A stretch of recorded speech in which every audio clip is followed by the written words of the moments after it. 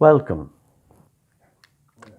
My name is Jim Lacey and I am a founder member of Blanchardstown Castleknock History Society, which is affiliated to a network of history societies in Fingal.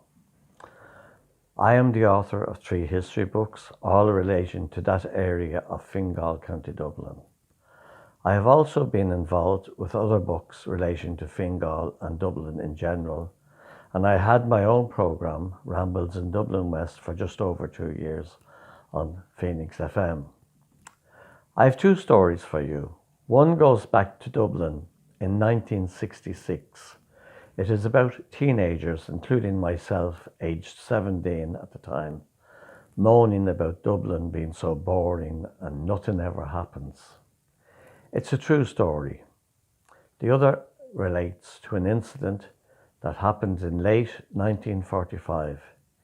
It too is a true story, with only some names changed to protect the guilty. It is about an incident involving a £50 note that happened to go missing in the vicinity of Moore Street in the autumn of 1945. I call it the £50 note.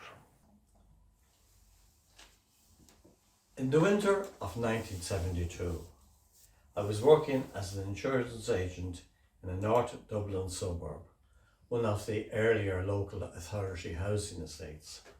I'd started work in late September and discovered that the demographics of the area was not in my favour. The clientele had an average age of 65 years of age. The exercise of my profession entailed 3 crucial items. Firstly, collecting premiums and keeping clients from falling into arrears. Then selling new policies and dealing promptly with claims on life policies. They were originally known as death policies, but someone with a marketing mind changed death to life. I had become an expert on claims very quickly, as my client's age profile dictated that death claims were a regular feature. The same age profile dictated that new business was in short supply, and the few that were inclined to take out policies were likely to be declined by the insurers for age or health reasons. So, getting along with our story, it was Christmas Eve around about lunchtime when I called to a client's house, and I was looking forward to finishing up early, it being Christmas Eve. I was cold and hungry and not in a particularly festive mood. The door was answered by Mr. Doyle, the client's husband, whom I had not met before, and he ushered me into the kitchen and sat me down. He handed me the premium receipt book along with a fiver, and as I was returning his change, he noticed that I had some old coins included in the change that I carried. Decimalisation had been introduced earlier in February 1971, and the old coinage and the notes were no longer legal tender. He said, "You are not dealing in that anymore, are you?" And I immediately laughed and said that I had a terrible problem with an elderly neighbour who was not accepting the change in decimal currency. This happened every week, and I had gone through this since I had first met her in September 1972, well after the introduction of decimalisation. So I told Mr. Doyle that eventually that morning I borrowed a pile of old money that my brother had collected. I told him that when I called to her house about an hour earlier, she asked me, what did she owe me? I said 7 shillings and 6pence. "Aha," she replied, "that's what I like." I started to count out the old coinage on her table, and she said, "I can't use that." I said, "That's 12 shillings and 6pence. It's the correct change." But I can't use that in the shops. That's old money," she cried. Then she looked straight into my face, then looked away and said, "It's just dawning on me. It's gone. And you know what? I will be welcome in the local shops again, as I was driving them mad. It's gone. Thank you. It's only when I saw you giving me that old money that I realised it's useless. I have to forget about it." Mr. Doyle thought it was a good story, and it was cute of me to use the old coins to illustrate their uselessness in an age of decimal currency. He said he had a great story involving his father, but it would take a few minutes. If you want to succeed in a sales job, you have to listen. He put the kettle on and put out a couple of slices of cake, which was more than welcome on a cold day. I was travelling on foot and did not have a warm car to return to. Did you ever hear of a Chief Superintendent Michael Doyle? He asked me. I knew instantly who he was, but I did not immediately answer yes. I took a little while and said, was he high up in the special branch? Ah, so you know him, he said. Only by repute from the newspapers. Ah, well, he's retired a few years back now, he replied, but he wasn't always in the special branch. And he told me this story. During the war years, the emergency as we called it, American GIs, sailors, airmen and officers serving in England would pop over on the boat to Dublin when they got leave. Most, but not all, were of Irish American extraction, and in the latter stages of the war, they were not as welcome in London and other English cities. There was a perception over there that their relatively high earnings compared to the British soldier and their access to goodies, nylon stockings, chocolates, cigarettes, etc., that they were taking advantage of the lonely wives and girlfriends of the British servicemen serving abroad.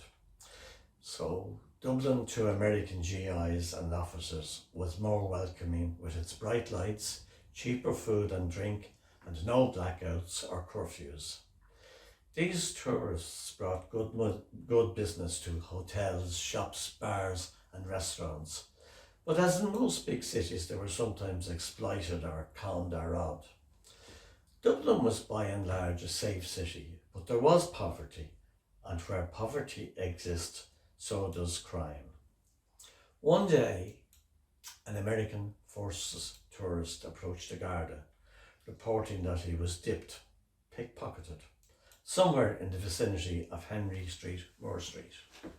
The Garda walked back with the American tourist, and they spotted his wallet dumped with refuse and litter in an alleyway. The American's ID and some non-valuable items were inside.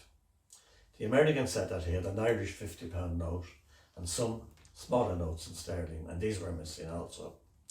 The Garda walked him back to the station, and there they spoke to Detective Inspector Michael Doyle, who listened carefully and thought he was sure he would be able to solve the crime, but did not say so. He took down the American's details, including the name of his hotel, and promised to report back to him. D.I. Doyle had a fair idea who dipped the American. His suspect was a son of one of the street traders who worked there. He came from a big family. His mother was a hard-working fruit and vegetable street dealer, and Joe By, as we will call him, was the only one in the family to give trouble. He had form, a bit of a chancer, a pickpocket, but not violent.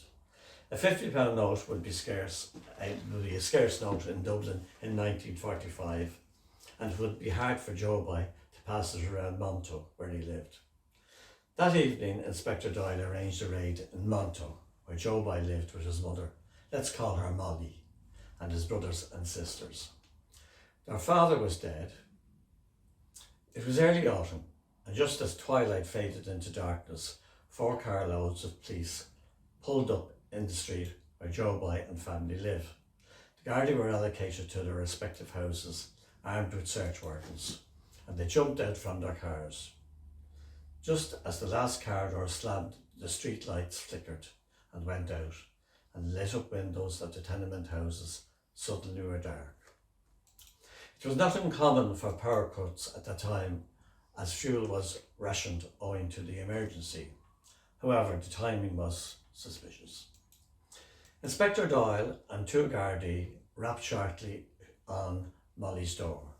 The door opened slowly, and the teenage girl called up to her mother, saying that the police are here. Molly made her way down the stairs in her nightgown, carrying a brass candlestick, complete with a lighting candle to provide some illumination in the darkness. She lifted up the candle to the DI's face and relaxed, saying, "Ah, sure, 'tis only yourself, Inspector Doyle. You put the heart crossways in me."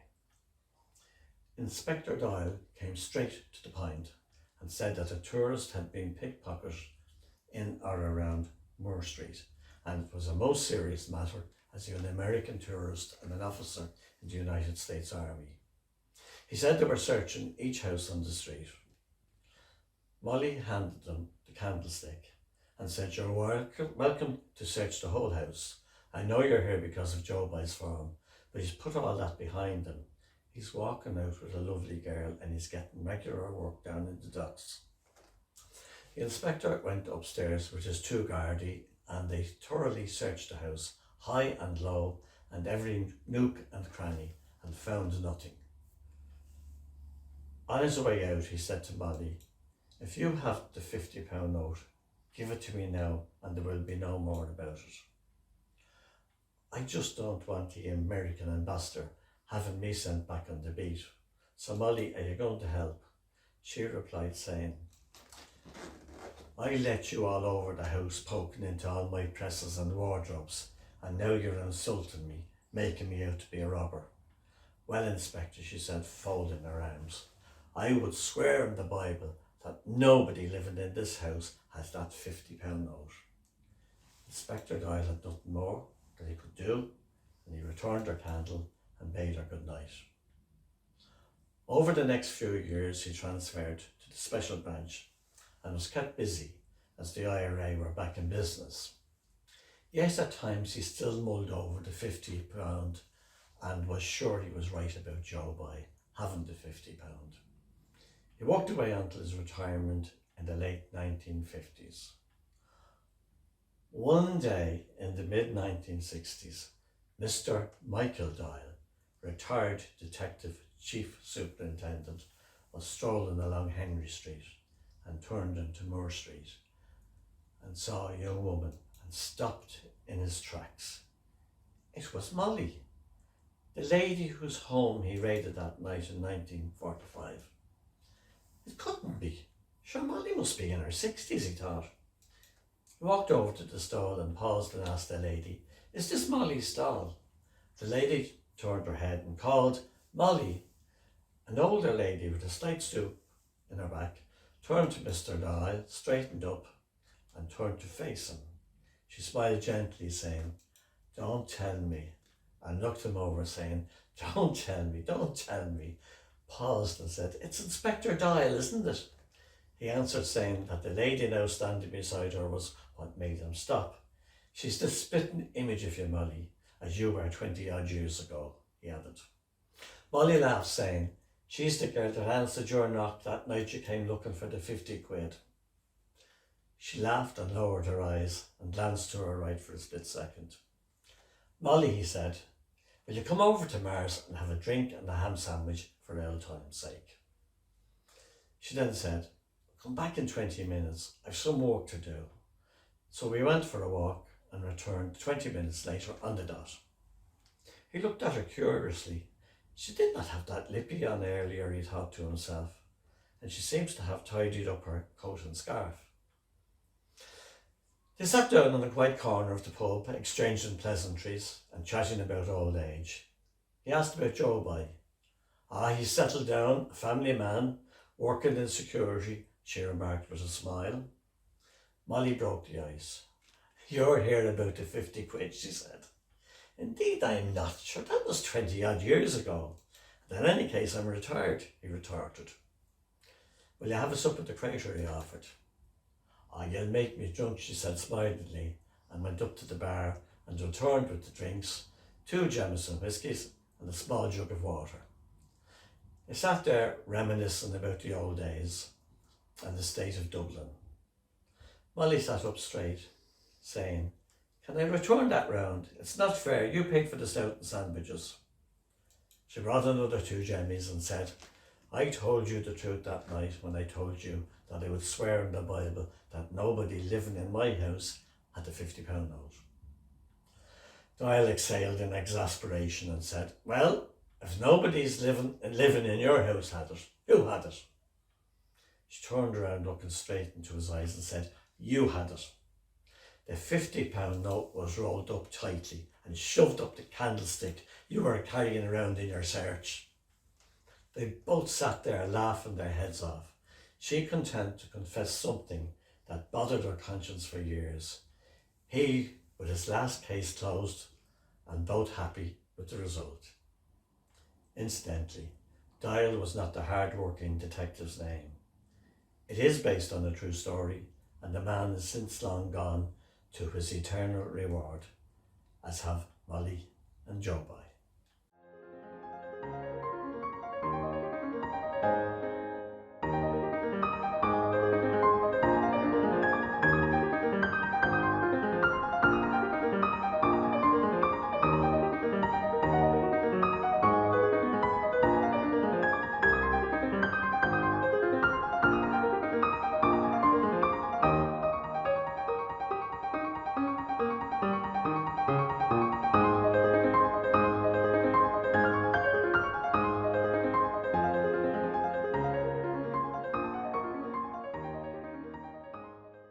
Now for my second story.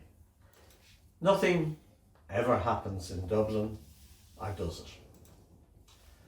Monday, the 7th of March 1966 was just another tedious day in another tedious week, and nothing happened. At least that's the way it seemed to me, a bored 17-year-old leaving cert student.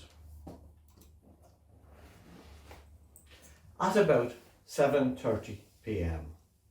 I put my boring school books aside and slipped out the back door silently, very silently. Mr. Head, the talking horse on TV, had absorbed my parents' attention, and who was I to disturb them, with worry about time lost in studies for my forthcoming exams. Minutes later, I was sitting around the corner in Brian McLean's kitchen, along with Seamus Coghlan, who had also abandoned his leaving cert studies that evening, with both of us puffing away on cigarettes. Brian didn't smoke and had left school to work, and best of all was living with his older brothers, so we could crash out in Brian's parent-free zone. A knock at the door and the sharp bark of a dog announced the arrival of Christy Sheridan and his Alsatian dog Sheba. Christy, like Brian, was working, so unlike Seamus and I, was not tied to studies. Christy had a large transistor radio that he brought everywhere with him. It was rumoured that he even brought it to the cinema. Now, on Monday evenings in the 1960s, there was rarely any money left after the weekend. When there was, we usually toddled down to the snooker hall, or maybe had a game of cards with Christy's radio providing the background music. Christy glanced over to me and said, "Hey Lacey, you know anything about KV Graveyard?" So, happy to oblige, I recounted a catalogue of hair-raising stories involving ghosts, skeletons, dogs with saucer-sized eyes and clanking chains, headless horsemen, vampires, banshees, etc.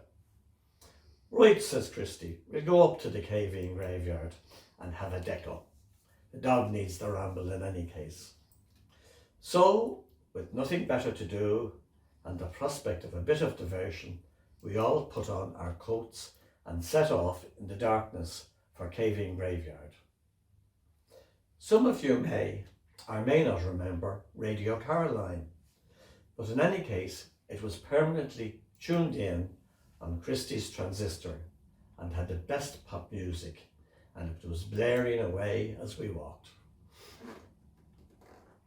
Walking over Riley's Bridge on the Ratholt Road and past Campbell's Garage, it is now pitch dark, except for the rare car passing by, lighting up the road momentarily and then plunging us back into a deeper darkness as we continue on our way over Cardiff's Bridge and up the hill, heading for the turn off for Dunsink. Turning off the Rathout Road, the long lane is even darker, and there is no traffic to illuminate our path. Christy has turned off his radio to save his batteries, and as we trudge along the long lane, we hear someone or something walking alongside of us on the far side of the ditch. This part of our trek is where reports of an unearthly large black mastiff with glaring saucer eyes pulling clanking chains have scared the lives of those foolhardy enough to venture there after nightfall. Plucking up courage, we climb a 5-bar gate and investigate and find a young Frisian heifer looking up at us. By the time we reach Caving Graveyard, we are well and truly exhausted. On entering the graveyard, the gate of its own volition clangs shut behind us, and Christie's dog barks loudly, frightening the life out of us. On goes the radio again. We light up our fags and try and frighten each other with ghost stories before the cold and dampness drive us wearily back home to bed. 4 bored teenagers, no money and nowhere to go, moan loudly about the fact that there's no adventure in life. Nothing exciting ever happens. Dublin is so boring. I awake at 8 o'clock the following morning, utterly tired. I didn't get home till after 12 o'clock and was told off about staying out late, etc., etc. I downed my breakfast, standing up and head for the door, and just barely catch the 22 bus into Phibsborough, knowing I will have to run from Dial's Corner to my school in St. Vincent's, Glasnevin. I spot Seamus Conlon on the bus, one of the brave crew from the previous night's ghost hunt. What's Seamus doing on the bus, I ask myself. He goes to St. Declan's. Hopping into the seat beside him, he bursts out, "Did you hear the news?" "What news?" I ask. "Nelson's pillar was blown up last night," he exclaims. "You're joking," I say, and I look around at other St. Declan's faces on the bus, all going on the hop. Mitching. But isn't it education in Mitching? I try to convince myself. When the bus reaches Dial's Corner, the prospect of that morning's double maths class, with Bucko drowning on about quadratic equations and the binomial theorem while missing out on a most historical occasion, leaves me in no doubt. I must continue on into town. My conscience is clear. History must be recorded. And mind you, the amount of St. Vincent's boys clambering onto the bus at Dial's Corner indicates to me that it will be well recorded. Jump off the bus in Parnell Square as O'Connell Street is blocked off and run down to Nelson's pillar, or to be more accurate, the stump of the pillar. Dust is still whirling in the air and there is a strong whiff of cordite. It's like the smell of the miniature firing range after target practice in Griffith Barracks, where I was then a member of the FCA. The rubble is lying all around, and the head of the statue is lying in a heap of rubble. Some wagged remarks that another part of the statue's anatomy was found in Madame Nora's, a famous ladies' laundry shop across the way, where some windows were broken. Who did it? Was it the IRA? Did the government get it done on the sly to avoid the embarrassment of a British admiral, even a stone one, presiding over the forthcoming 50th anniversary celebration of the 1916 rising at the GPO? No one was injured. Adjoining property was barely damaged, and traffic was diverted by people placed on O'Connell Street prior to the explosion. Someone said, wasn't it a howl that Ireland had become the first Western European nation to send someone into space, and the astronaut was an Englishman, and the seaman, not an airman, and he was made of Irish granite. All the talk of Boredom last night was gone. Yes, things happened in Dublin. Wasn't it exciting? Great crack for young fellas, and no one hurt.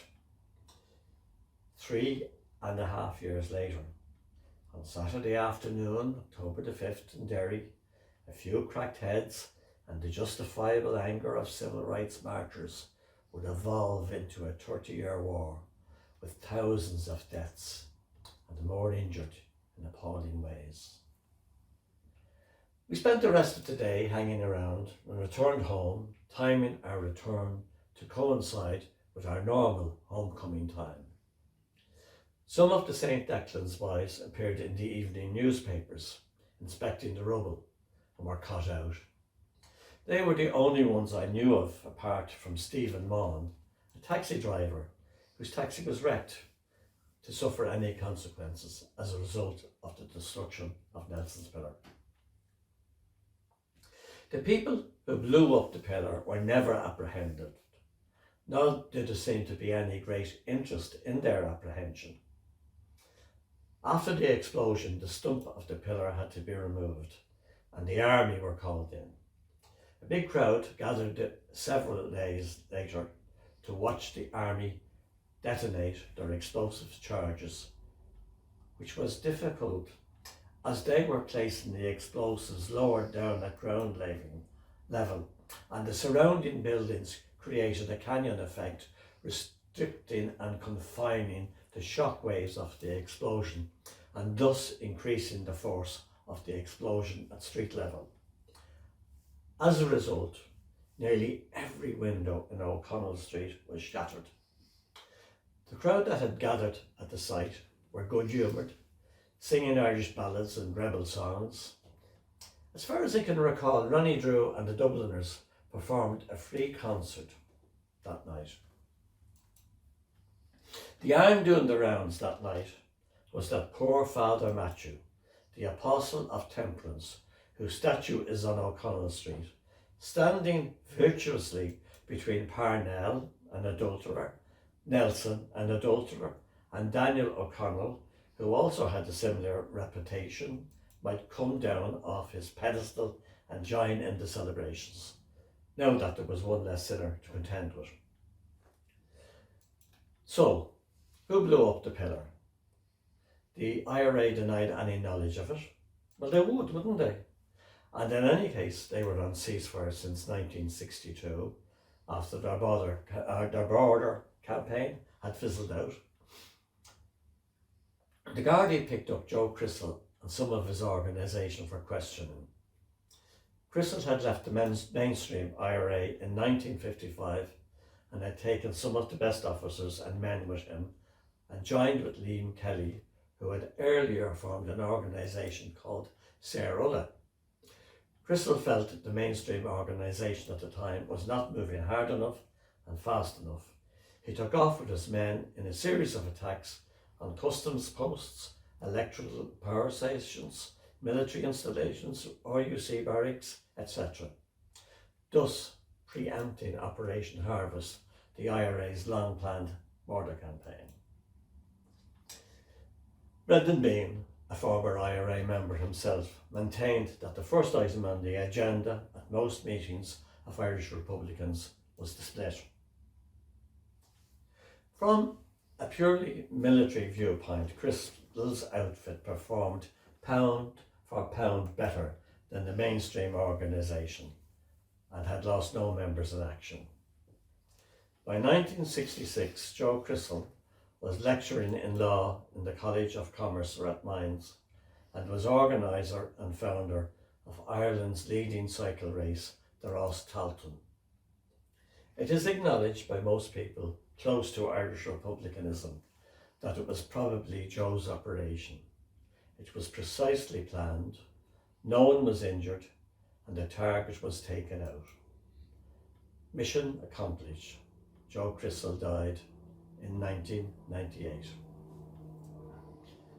Liam Sutcliffe, a man of 68 years of age, in a radio programme 2 years later, following Crystal's death in 2000, admitted his involvement in the blowing up of the pillar.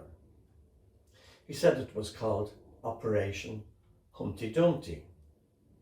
The explosive used was a gelignite aminal mixture, and the explosion occurred at 1:32 a.m. Other names have been mentioned as having involvement.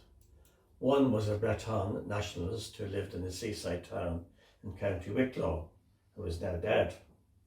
Another was a racing cyclist in a club affiliated to the NCA. Joe Crystal was one of the chief organisers of the NCA. That man also died a couple of years ago. Many names have also been mentioned from time to time, and if all were involved, it must have been a very tight squeeze climbing up the narrow stairway that night. The pillar's correct name is Nelson Pillar and not Nelson's Pillar, but almost everyone in Dublin calls it Nelson's Pillar, so that's what I call it. Following the removal of the pillar, the CIA buses that had their terminus at Nelson's Pillar needed to change the name, as the pillar no longer existed. They had to come up with a new name, and their PR department came up with the name An Lár, meaning the centre. The PR expert who supplied the name was, would you believe, and you couldn't make it up, Sean O'Bradick, brother of the late Rory O'Bradick, the well-known former Sinn Féin president. Sean O'Bradick, incidentally, was one of a group of student activists involved in an earlier attempt to destroy the statue in 1955. The Doric column and statue were erected between 1808 and 1809. The design was by Francis Johnson, who also designed the GPO. The column was 121 feet high and topped by a 13-feet statue, sculpted by Thomas Kirk, a Cork sculptor, giving it an overall height of 134 feet. The spire is 3 times that height. The granite was quarried from Golden Hill near Kilbride, County Wicklow. I have a piece of it, a souvenir of my days mitching from school on the 8th of March 1966. I also have a tiny commemorative barrel fashioned from the bowsprit of HMS Victory, Nelson's flagship, at the Battle of Trafalgar. Purchased in the 1930s in Portsmouth by my wife's grandfather, a veteran of the Great War. These were sold as souvenirs to raise funds for the restoration of the historical ship. The pillar had a spiral stairway leading to a viewing platform underneath the statue. The inside of the pillar was lined with black limestone. The entrance to the pillar was originally accessed by way of an underground passage until 1894, when an entrance at street level was constructed. The admission price was 6p for adults and 3p for children. James Vance, the Lord Mayor of Dublin, proposed the erection of the pillar, and the funds were to be raised by public subscription. The projected budget was £5,000, a huge sum of money at that time. It eventually cost £7,000, so nothing changes. Horatio Head Nelson was born into a reasonably well-to-do family from Burnham Thorpe, Norfolk, on the 29th of September 1758. His father was the local rector, and his mother, Catherine Sucking, was a grandniece of Robert Walpole, Britain's first Prime Minister. Nelson was the 6th of 11 children and joined the Navy at 12 years of age. He had a stunning career. He was intelligent and courageous and was a great leader of men.